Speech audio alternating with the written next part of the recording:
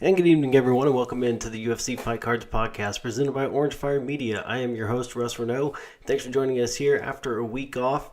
UFC was not in action last week, but we're back in action last night from the Apex in Las Vegas, and so we return on our show for the instant reaction. Usually we do this right after the fight, but sometimes those Apex cards are a little bit more difficult on the schedule. So as you can tell, I'm a little bit hadn't been feeling that great this week anyway, and so last night just wasn't going to happen, but we hope that we'll do it right after the fights from now on.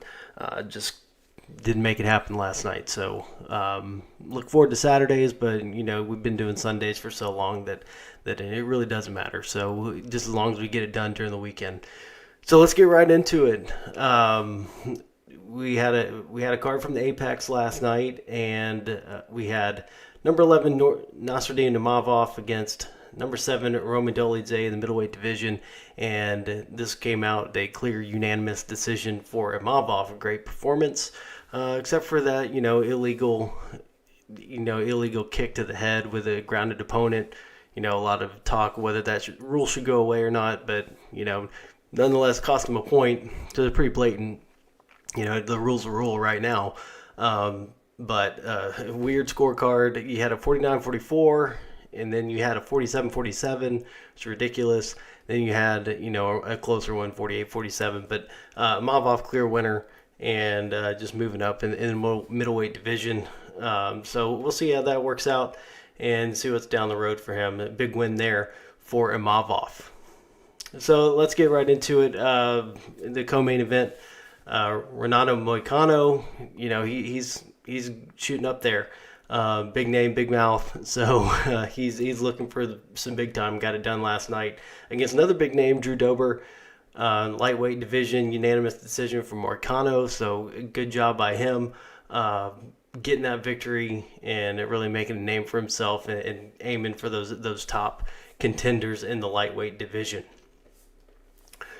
So we had a big knockout in the welterweight division. Randy Brown, one of the rookies from the 2023 products, defeating Muslim Salikov. So big first round knockout. And, on the show, we like to pull out the cards that we have. So Randy Brown auto right there. Rookie auto. Also got a rookie card silver. And, all of the cards we show here on the show are available for sale. You can go to our store on eBay, Orange Fire Lots of Lots. Yeah, we have everything listed there, and just reach out to us any way you can. We'll have all the contact information at the end of the show. But we start off in the beginning of the show. We about a year ago now, so this is kind of our anniversary show. We've been at this for a year. This is our 48th show, so almost weekly.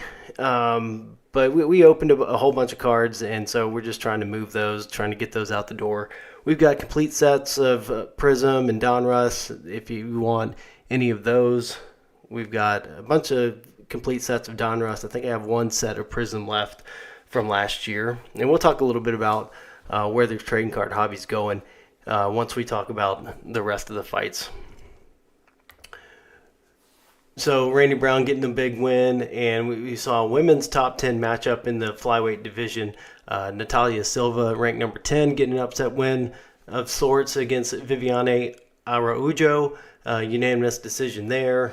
Going down the card, hitting the highlights after the main card. Obviously a big win for Molly McCann, getting the sub at the end of the first round against Diana Belbita. A great win for Molly McCann to bounce back after 2 straight losses. Kind of disappointing after just shooting up there and becoming really popular. Her and Patty Pimblett, really taking the popularity there for a little bit last year. And those 2 losses were devastating. And she said she was about to quit, but she didn't, and gets a win. And so back on the radar for Molly McCann. So see what we have from her going forward.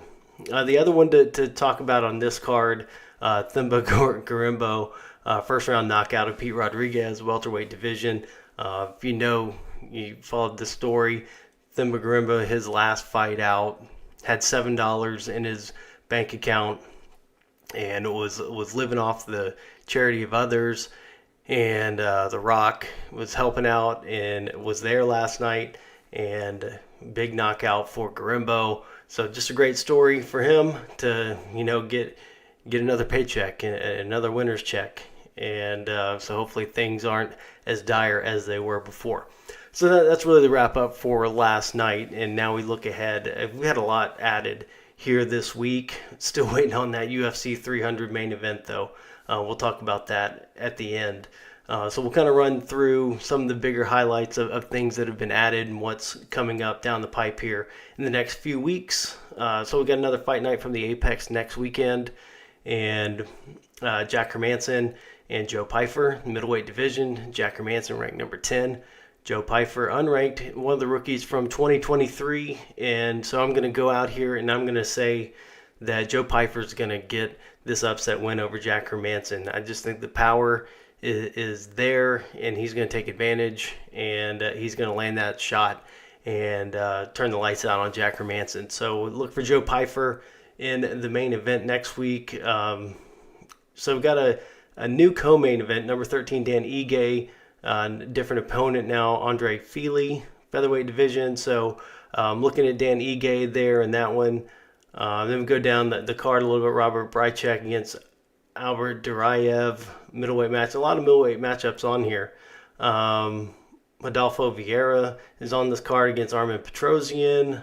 What else has been added? This is a good women's matchup. Loma Lubumni against Bruno Brazil, women's strawweight division. Max Griffin against Jeremiah Wells, welterweight matchup. It's pretty good. And then we get to UFC 298, February 17th from Anaheim. And, of course, a huge card with the featherweight title on the line between the champion Alexander Volkanovski and the number 3rd-ranked contender Ilia Topuria. So, I'm leaning Volk in this one right now. I just think he's just dominated this division, and it's still his time.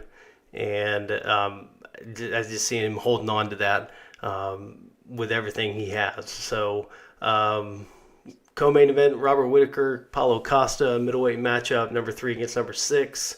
Robert Whittaker needing a victory to stay in that title hunt after, lost to Dracus du Plessis last year, getting Dracus the title shot. So Robert Whittaker looking to come back and bounce back in that one. So we'll make some more predictions on this one next week after we looked at it a little bit closer. But another welterweight matchup, number 8, Jeff Neal. Number 10, Ian Machado Gary. Everybody's looking forward to this one after Gary had to pull out last time due to an illness. Big bantamweight matchup, number 2 against number 3, Merab Dvalishvili against Henry Cejudo. Middleweight matchup, number 14, Anthony Hernandez against Roman Kopylov. Women's strawweight division, number 3, Amanda Lemos against number 7, Mackenzie Dern. Heavyweight matchup, number 14, Marcos Rogerio de Lima against Justin Tafa. So just a stat card. That's your prelims right there. Those 2 fights, and that's pretty good. You get down to the bottom there. Number 14, Andrea Lee against Miranda Maverick. Women's flyweight matchup. Miranda Maverick collects cards. She's looking for her own cards. So she belongs to the UFC Sports Cards group on Facebook that I'm a member of. A lot of great things going on there. So check out their breaks. Miranda Maverick takes part in those. Really big active member in there. So that's pretty cool. We like to point out those fighters who are really active in those groups and collect their own cards. So you've got like Jimmy Flick and Sean Brady's dad. So it's pretty cool. Max Griffin, who we talked about. So yeah. So then we got Fight Night, February 24th, Mexico City. Number 1, Brandon Moreno against number 3, Brandon Royval in the men's flyweight division. Huge co-main event. Featherweight division, number 2, Yair Rodriguez against number 3, Brian Ortega. Rematch from it was about a year ago when Ortega's shoulder separated in the matchup against Rodriguez, led to Rodriguez getting that interim title matchup and then going on to get the title shot against Volkanovski. So then we look down at Raul Rosas Jr.'s on this card against Ricky Tercios. And so a lot has been added to that card. since. So looking forward to that one. Still nothing on the March 2nd card from Saudi Arabia. Nothing scheduled there. Then we got UFC 299 March 9th in Miami. And I don't know what you have left after this card, because it's that and UFC 300 obviously are stacked, because you got Sean O'Malley against Chito Vera, the champion against number 6 in the bantamweight division. And this co-main event in the lightweight division. So Poirier said the fight was off earlier this week, and then later that same day said, "Oh, I didn't talk to my manager. The fight's on." So co-main event: Dustin Poirier against Benoit Saint Denis. Kevin Holland against Michael Page. Welterweight matchup. Another welterweight matchup: Gilbert Burns against Jack Della Maddalena. Bantamweight matchup: Petr Yan against Song Yadong. That's your main card. And then listen to the prelims. This is crazy. Heavyweight matchup: number 5 Curtis Blades against number 7 Jailton Almeida. Women's flyweight division: number 4 Caitlin Chukagian against number 7 Macy Barber. Lightweight division: number 6 Mateusz Gamrot against number 11 Rafael dos Anjos. Bantamweight division: number 11 Pedro Munoz against Kyler Phillips. And that's just insane. That's just a phenomenal card, and there's 4 other fights after that. So really looking forward to 299 and 300, because they're going to be awesome. So then we go to the Apex again, March 16th. I wish something would come to Houston, because there's so many Apex cards. Heavyweight main event: Tai Tuivasa against Marcin Tybura, number 9 against number 10. Then Ovince St. Preux against Kennedy and Nzechukwu. And we look down on that fight card. Women's bantamweight top 10 matchup: number 6 Pannie Kianzad against number 10 Macy Chiasson. And that's about the highlights of that one so far. Another fight night from the Apex, March 23rd, Amanda Ribas and Rose Namajunas. And a lot's been filled in on that one. March 30th, Atlantic City. This one's a good one we all look forward to. Number 7, Sean Brady against number 9, Vicente Luque. I think that one might be a little bit up in the air right now, though. We'll have to look at that one again. But, even the co-main could jump up to the main event, just because Aaron Blanchfield's from New Jersey, taking on number 3, Manon Fiorot. The women's flyweight division. Big light heavyweight matchup added to that one. Number 12, Alonzo Minifield and Carlos Ulberg, one of the 2023 rookies. Then another fight night from the Apex, April 6th. Marvin Vettori against Brendan Allen, number 5 against number 8 in the middleweight division. Also got a women's bantamweight matchup, number 11 Norma Dumont against Jermaine Durandamy, former champion there. And then we get to the big one, UFC 300. April 13th, T-Mobile Arena, Las Vegas. Main event to be determined, so we'll talk about that in a second. Obviously, your co-main event is set. Women's strawweight championship on the line. All Chinese championship between Zhang Weili and Yan Xiaonan. Lightweight matchup here for the BMF title. Number 2, Justin Gaethje against number 1, Max Holloway. Number 1, Charles Oliveira against number 4, Arman Tsarukyan in the lightweight division. Light heavyweight division. This is to round out your main card, which is sick. Number 2, Yuri Prochazka against number 5, Alexander Rakic. Then here on the prelims, featherweight matchup. Number 7, Calvin Kattar against the number 1 bantamweight contender, the former champion Aljamain Sterling. You got middleweight matchup, Bo Nickel returning to action against Cody Brundage. Davison Figueiredo against Cody Garbrandt. And Jim Miller against Bobby Green. That is UFC 300 right now with no main event. So what could be the main event at UFC 300? And, we've talked about it the last couple of weeks that we've been on. So Leon Edwards and Bilal Muhammad is the leading contender for that spot right now.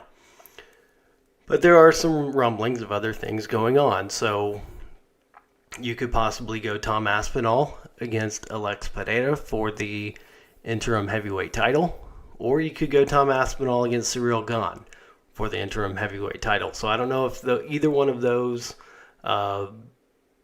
really tickle the fancy of the fans, if that's really the big one that UFC is expecting, or, I don't think anything else could really fit there except for Leon and Bilal or Aspinall. And I'd rather see Cyril Gane, a real heavyweight, instead of Alex Pereira. That's just my personal opinion. I'd love to see Tom Aspinall fight anybody, anytime. But I'm going to lean towards Cyril Gane just to put that one to bed and just wait for that winner, John Jones and Stipe, if that ever happens. And, maybe Tom just ends up being the linear champion at some point. So we'd all love to see that. Of course, no love lost, here. Of course, I love Tom Aspinall, and I wish the best that good things work out for him. So maybe we see him at 300. I don't know. But certainly a possibility. But I think they're just going to have to pull the trigger on Leon and Bilal here pretty soon.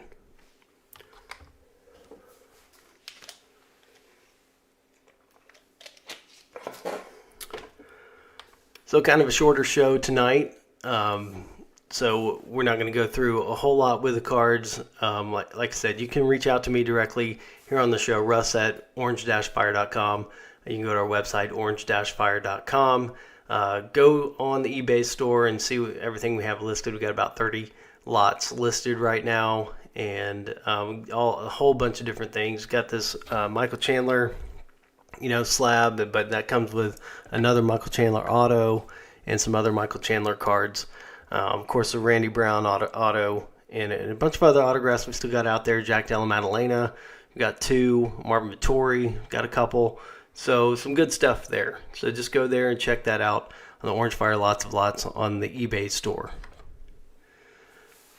So yeah, this is a shorter wrap up tonight. So we want to kind of do these more little quick hitters, and we want to try to get better at doing them right after the fights, just like we did at UFC 297 with Strickland and Duplessis. That worked out really well. That schedule works out a lot better for me if we can do that like right after those later fights. So a lot of fun here on the show, and we hope that you'll be part of it, and we appreciate you stopping by here tonight, and we hope to see you again next weekend, and we will try to do it right after the fights on Saturday. From the Apex in Las Vegas, that will be Jack Hermanson and Joe Pyfer in the main event.